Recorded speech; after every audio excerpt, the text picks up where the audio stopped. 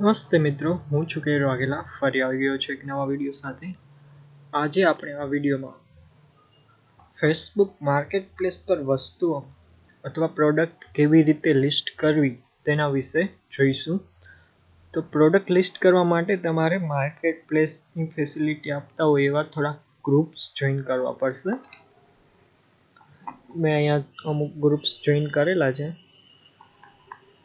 તો તમારે groups join કરવા પડશે. અહીંયા ઉપર ગ્રુપ્સ નામનો આઇકોન આવે છે, ત્યાં ક્લિક કરવાથી તમને ગ્રુપ્સ તમે જે જોઈન કર્યા હોય એનું લિસ્ટ જોવા મળશે. એમાંથી હું આ એક માર્કેટ પ્લેસનું ગ્રુપ સિલેક્ટ કરું છું.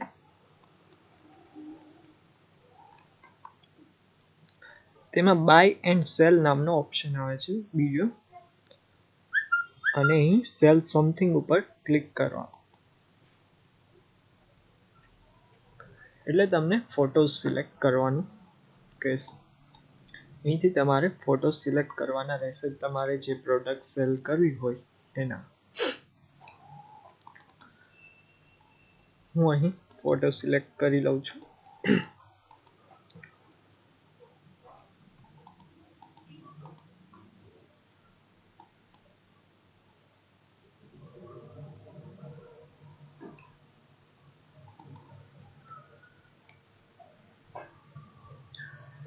ફોટોઝ અપલોડ થઈ જાય ત્યાં સુધીમાં આપણે બીજી ડિટેલ્સ ભરી લઈએ.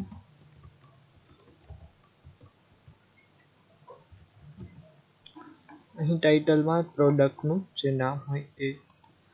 પ્રાઇસ અત્યારે હું કંઈ નથી નાખતો તમારે, કારણ કે આ બધી પ્રોડક્ટની પ્રાઇસ અલગ અલગ છે એટલા માટે હું અહીં 0 લખી નાખું છું.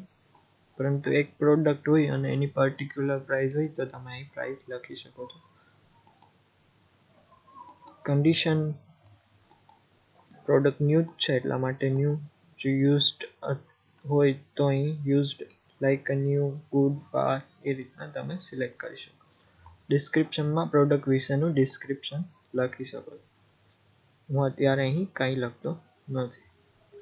પછી આવે છે પ્રોડક્ટ ટેગ, જેમાં તમારે પ્રોડક્ટને રિલેટેડ ટેગ્સ એડ કરવાના હોય છે. તો અહીં હું ટેગ એડ કરી દઉં છું.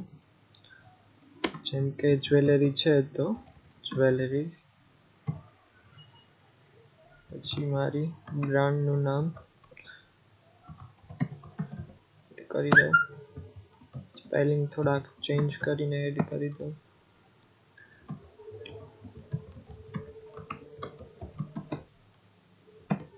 ટેગ્સ નાખવા ખૂબ જરૂરી છે જે સર્ચમાં તમારી પ્રોડક્ટને અપ લાવે છે.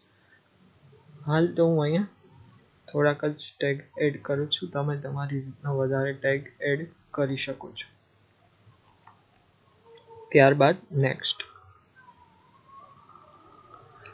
નેક્સ્ટમાં તમને ગ્રુપ સિલેક્ટ કરવાનું કહેશે, તો તમે 20 ગ્રુપ સિલેક્ટ કરી શકશો.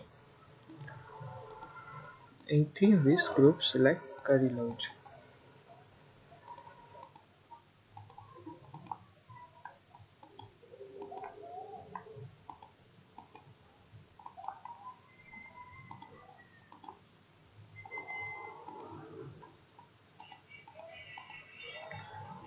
ગ્રુપ સિલેક્ટ થઈ જાય એટલે ઓટોમેટિક ડિસેબલ થઈ જશે. પછી પોસ્ટ ઉપર ક્લિક કરી દો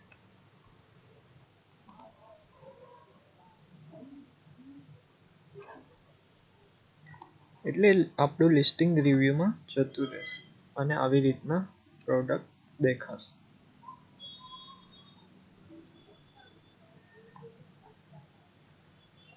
તો આ રીતના તમે ફેસબુક પર લિસ્ટિંગ કરીને તમારી પ્રોડક્ટ સેલ કરી શકો છો. મારા વિડીયો જોવા બદલ ખૂબ ખૂબ આભાર. પ્લીઝ મારી યુટ્યુબ ચેનલને સબસ્ક્રાઈબ કરો, લાઈક કરો અને કમેન્ટ કરો. Thank you so much.